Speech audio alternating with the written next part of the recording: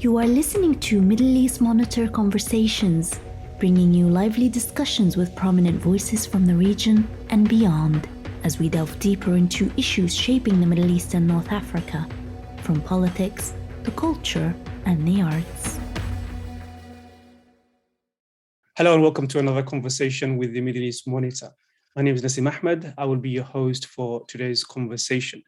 We are discussing Turkey's geopolitical landscape in 2020 for this year.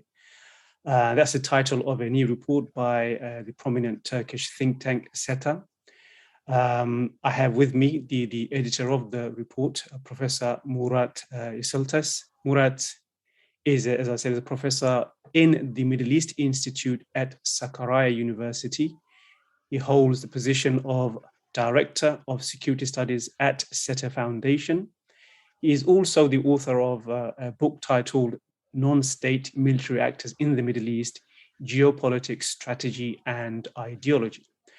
Currently, he carries out research on international security, terrorism, military studies, ethnic and religious radicalisation, non-state conflicts, and Kurdish affairs.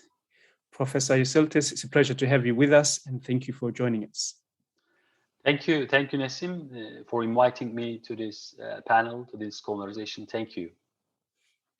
Yeah, I wonder if we can begin with just discussion about the report. It maps out Turkish foreign policy for 2020, where it's heading, the key areas and arenas. What are the main driving force that the report highlights will be animating Turkish foreign policy for 2022? Okay, thank you again.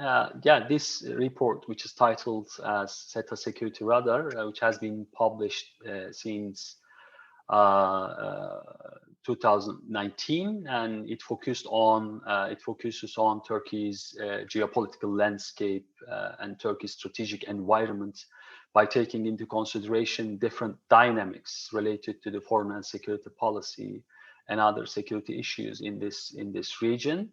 And this year, we of course focus on the developments through the 2021, and we also focus on the geopolitical development and the security and foreign policy issues that may affect Turkey's foreign policy through the 2022. The report generally, first of all, provides a general background of the main dynamics that shape Turkey's geopolitical portfolio in 2021, and also provides a prospect for the foreign policy and strategy that Turkey may follow in 2022. And we have also surveyed with 100 experts to understand their vision about Turkish foreign policy. How do they think about Turkey's strategic environment and the main issues during the year of 2021, and how do they think about the 2022 in terms of the potential foreign policy development. Particularly, we focus on bilateral relations, especially between Turkey and United States, Turkey and Russia, and Turkey's policies towards Syria, which is one of the important foreign policy and security issues in Turkey, and Libya and Afghanistan. And we also focus on regional policies in the context of Middle East, Eastern Mediterranean, Europe, because Turkey-European relation is one of the important strategic issue, not only for Europe, but also for Turkey, especially when you take into consideration the current situation, the current crisis between West and Russia.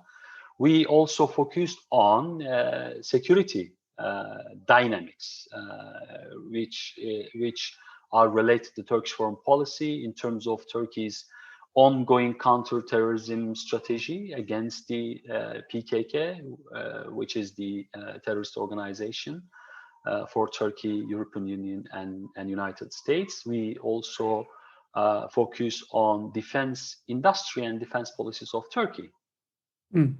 That's a great summary, and some of the points you touched on, we will, of course, discuss in detail later on. But needless to say, much of what you said, a lot of it is quite long and extensive. And I could have, began my conversation with a discussion on Turkey's relation with the US, Turkey's relation with the European Union, and also the issue with the Mediterranean and Africa. But I want to, if I may, start with a question about really the news that's dominating at the moment, the threat of Russian invasion of Ukraine. Turkey, as you know, has developed strategic ties with Moscow and also a member of NATO at the same time.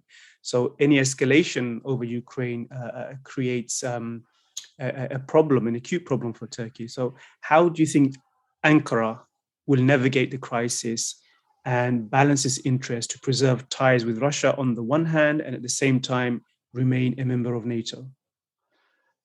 Yes, it's true that Turkey has an important relations with Russia and Ukraine. I think these two countries are important countries in terms of their engagement with different regional issues. Of course, Russia is strategically important for Turkish foreign policy simply because of Turkey's engagement in Syria, in which Russia is also at the center of the Syrian crisis.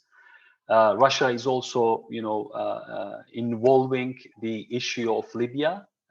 Turkey is, one of the important foreign policy issue, Libya. And of course, there are other domains in which Turkey and Russia have a very, important foreign policy engagement.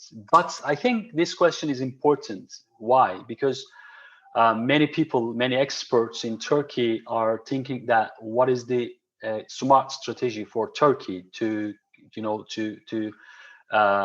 follow a balanced foreign policy vis-a-vis the Ukraine crisis. While Turkey has a strategically important relation with Russia, at the same time, Turkey has a strategically important cooperation with Russia, especially in terms of maintaining ceasefire in Syria, preventing refugee mobilization in the context of Idlib crisis. And of course, Turkey and Russia is working together to prevent a potential military and regional escalation in Nagorno-Karabakh between Armenia and Azerbaijan. So therefore, I think this question is important. What is the best strategy for Turkey? But I think the Ukrainian crisis is different, right? And therefore, it is difficult to choose a smart strategy for Turkey. It takes time. Why? Because it is not. It's not about, for example, Syria. I mean, Ukraine is different. It's not about Libya, so you cannot compare the Libyan crisis with the Ukrainian crisis. It's not about Nagorno-Karabakh as well. So all of these, regional issues, one way or another, Turkey has been actively engaging with this, Sorry, when you say it's different, issues. do you mean it's different in less of a priority or less of a priority? Not in terms of priority, but in terms of, Ukraine is a real geopolitical, or if you like, the strategic issue in which the external actors, basically the great powers, are integral part of this issue. This is not about the issue between Turkey and Russia. This is not about an issue in which only regional countries can involve. This is about international politics. This is about the changing dynamics of the international politics, especially as part of geopolitical competition between Russia and United States. So therefore, yes, you can overcome some security problems which are emanating from Syria. So you can conduct military strike against PKK and other terrorist organization in Syria. So you can support the international legitimate government in Libya by sending your military assistance. You can politically support the Libyan legitimate government. So you can overcome the security problems in the context of your national interest. But Ukraine is different in terms of the level that Turkey can engage. So it is part of, first of all, the problems between United States and Russia.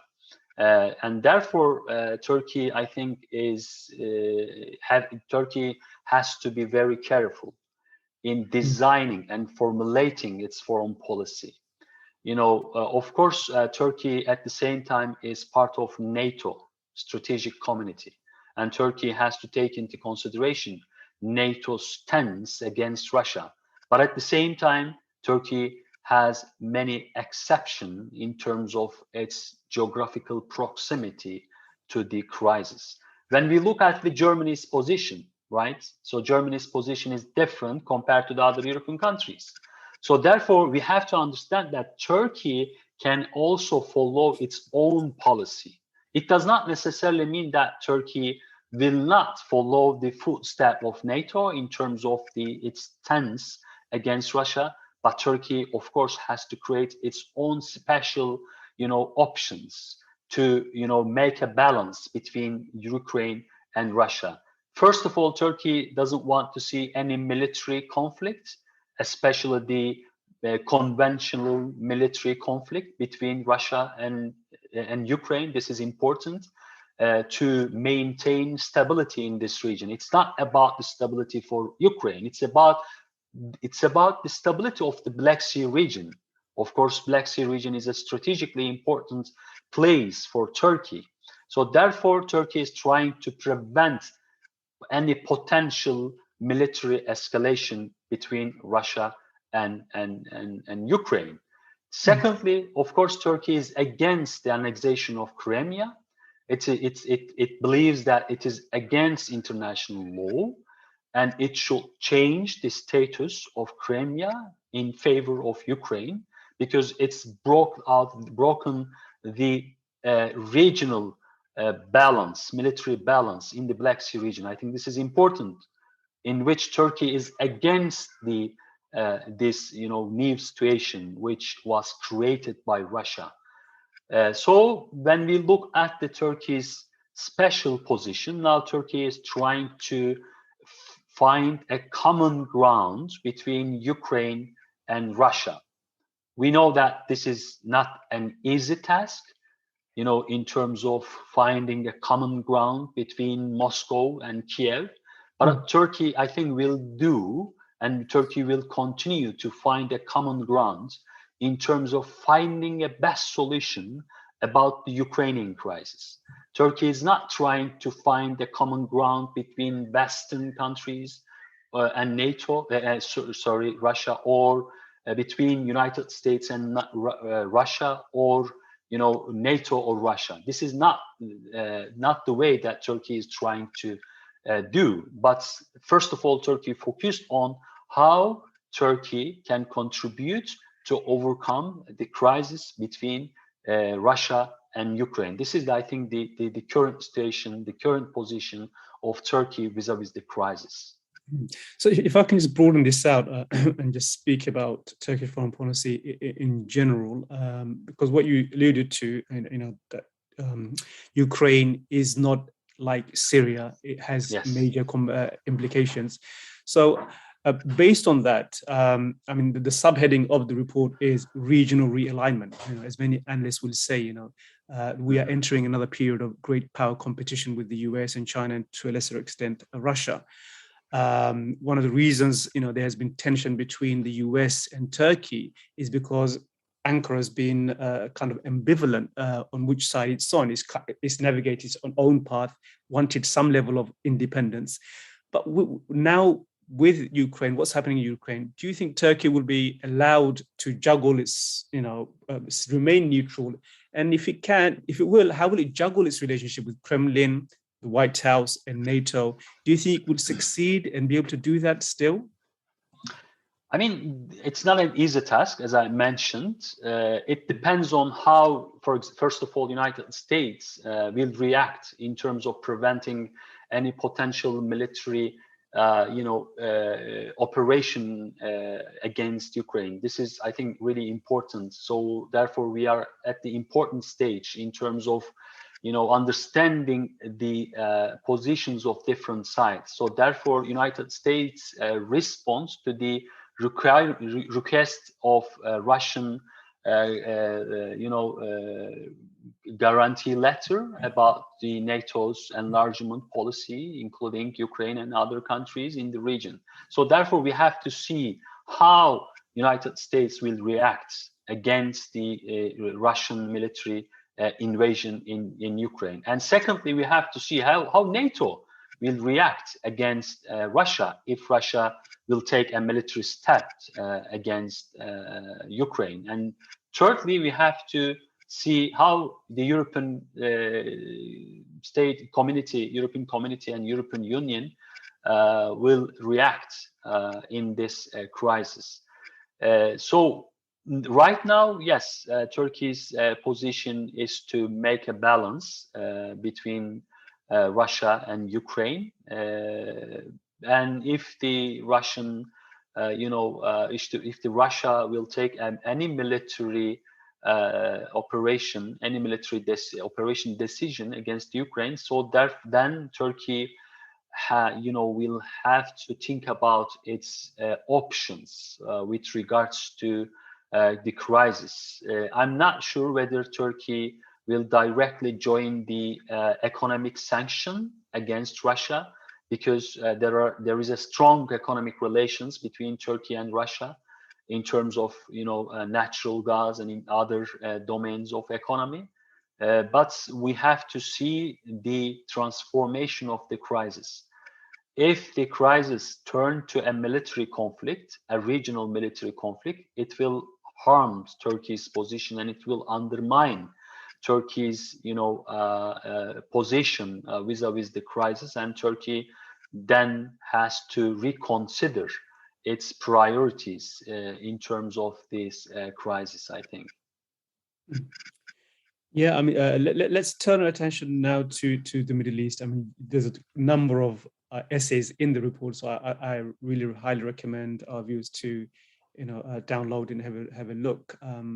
But let's turn our attention to the Middle East. We've seen, over last year, rapprochement with the UAE, and also thawing of relationship with Israel, and of course Saudi Arabia, and also Egypt. What are the dynamics that have pushed Turkey to make these reconciliations and normalizations in the latter part of 2021?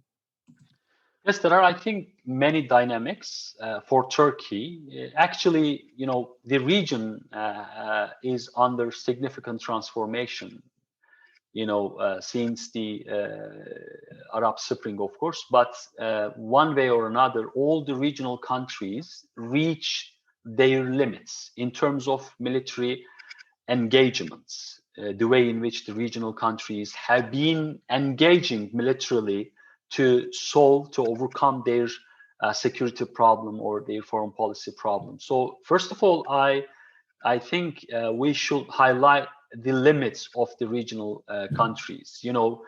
Egypt knows very well about the limits of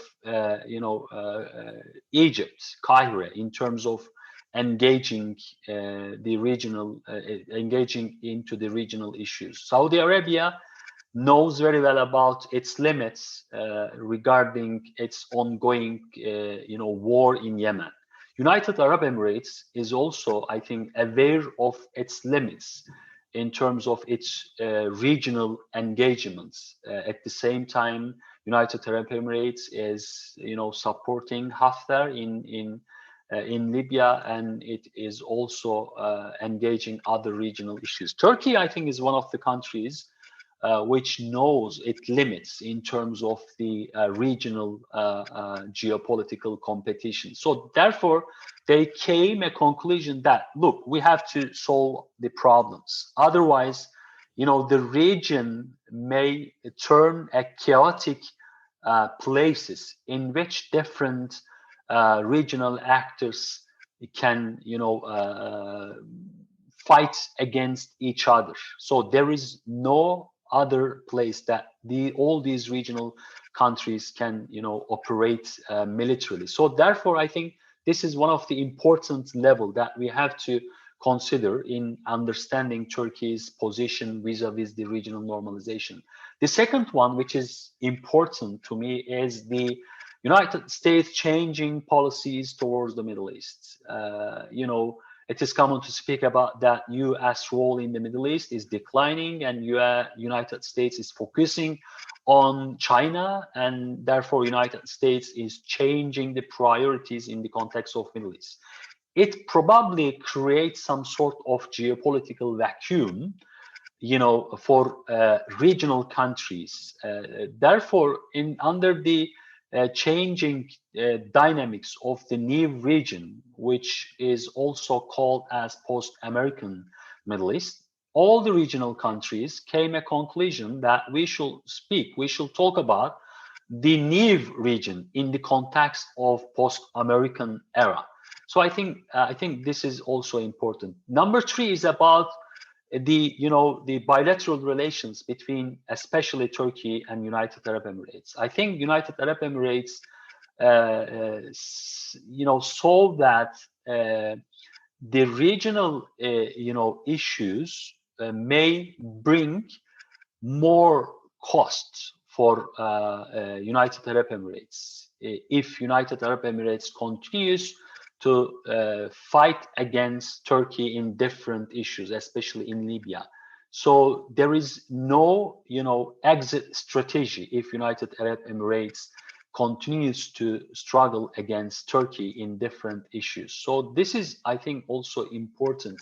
And the final, dynamics is about the intra-Gulf dynamics, which has been changing since Biden came to power in United States. And now the Gulf countries, when they look at the potential regional actors, they see Turkey as more reliable actor in terms of delivering their interests, in terms of their quest for stability in the region. So therefore, I think Turkey arise a country that can make a cooperation with different countries in the region. Of course, the normalization between Turkey and other regional countries is not limited with Turkey's policies towards the region. I think we have been witnessing a region-wide normalization since 2019. The first one is about the normalization between Israel and Arab countries as part of Abraham Accords. And the second path of normalization is Turkey's approach to the regional countries, including Israel, United Arab Emirates, Saudi Arabia, and Egypt.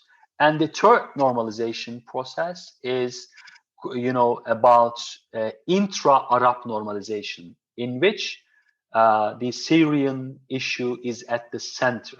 Okay, this is, I think, important one that we should follow closely during 2022. So when we look at the normalization process, I think one way or another, all the countries now have to reconsider their policies in the region, because United States is drifting away and the new regional political order will be emerged, and all the countries, I think, have to consider the impact of this new process for their own interest and for the regional stability. So in this new energy for reconciliation that's taking shape, is there a red line? Because one of the chapters I read in your report, Syria seems to be kind of the red line when it comes to reconciliation. We know the UAE, for example, is trying to engage with the Syrians and bring Assad back, from the cold, as it were. Is Syria still a red line for Turkey? Will it remain a red line for 2022, that there should be no reconciliation with Bashar al-Assad? Because as far as Turkey is concerned, he has no legitimacy. I'm not sure about the conception. I'm not sure about the concept of red line. But of course, Turkey has many conditions to, I don't know this concept, whether this concept is right or not, but the rapprochement, whether the rapprochement is possible between Turkey and the Assad regime. At this stage, it is not possible to make a meaningful, cooperation with the Assad regime. I think we saw some progress between some Arab countries and Assad regime, but it, resulted in a failure, since the Assad regime actually did not accept the proposals which were coming from the other Arab capitals. So there are limits for the rapprochement between Arab countries, the Arab regimes, and the Syrian regime. We will see in March about the potential decision of Arab League regarding the reaccepting of Syrian regime as a member country of Arab League. We will see. But there are many limits, right, for the regional rapprochement towards Syrian regime, and there are limits for Turkey to take a meaningful step between Ankara and Damascus. First of all, I think there is an ongoing global geopolitical competition which will probably influence the normalization process in the Middle East. I'm trying to say the geopolitical competition between China and United States. This is the international and systemic level determinants for the regional normalization. And I think it is bringing a kind of limitation for the regional normalization. And the second, I think, limitation or obstacle, if you like, is the potential outcome of Iranian nuclear deal, because there is a process, there is an ongoing process between European countries, P5 plus, and other countries with the Tehran. But if this negotiation process will collapse, then probably we will see a kind of escalation between Israel and Iran, or United States and Iran, which will ultimately shape the future of the region and shape the future of Turkey's engagement with the regional countries. The third, I think, limitation is about the ongoing conflict. So we have a conflict in Syria, we have a conflict in Yemen, we have a conflict in Libya. All these conflicts are military conflict, and we did not come any conclusion in terms of a final solution. We do not have any comprehensive roadmap about the solution. Even we do not have any strategy to solve all these problems. I think all these regional issues are preventing reaching out a comprehensive normalization situation in Iran. When it comes to the Turkey's policy, Syria, still I think terrorism is one of the important issues for Turkey. We do not know how the constitution process evolve and transform. We do not know how the Syrian regime will change its policies towards the opposition groups in Syria. So therefore, there are many unknowns that we cannot easily evaluate Turkey's potential foreign policy perception towards the Syrian regime. So at this stage, I'm not expecting any meaningful step that Turkey can take during 2020 in terms of its normalization with the Assad regime. Yeah, I mean, some people will look at the normalization that's taking shape and also thawing of relation with Israel, and look at Turkey's economic situation. The economic situation, it was highlighted by the survey that's in your report as the number one security issue for Turkey, above military, energy, social issues, all these other issues. So given, economically Turkey has been quite weak and suffered quite a lot last year, one would predictably say, its politics would be more pragmatic, and its relationship with the UAE is from a point of weakness or point of strength. Some would argue that's the case. So given that Turkey has also been kind of a figurehead, the leader of pro-democracy forces in the Middle East for the last 10 years, and also main backer of the Palestinian cause, where does it leave that aspect of Turkey's foreign policy, where in the hinterland it has a moral cause where it stands up for human rights and Palestinian issues, pro-democracy in the Middle East. So where does that leave Turkey with that aspect of its foreign policy, with the reconciliation, with the rapprochement with Israel, with the UAE, Egypt, and the other nations we spoke about? Yes, you are right that the economy is an integral part of foreign policy. I think this is not only valid for Turkey, but also valid for all the international actors. And we are witnessing a transformation from geopolitics to geoeconomics, I think. This is one of the important aspects of the international politics in today's world. And Turkey has to accept the economic dimension of foreign policy. And first of all, we have an international crisis because of the impact of COVID-19 all around the world, and Turkey's economic difficulties are also integral part of the global economic crisis and the impact of COVID-19, of course. But the economic security, I think, is part of Turkey's holistic approach vis-a-vis security.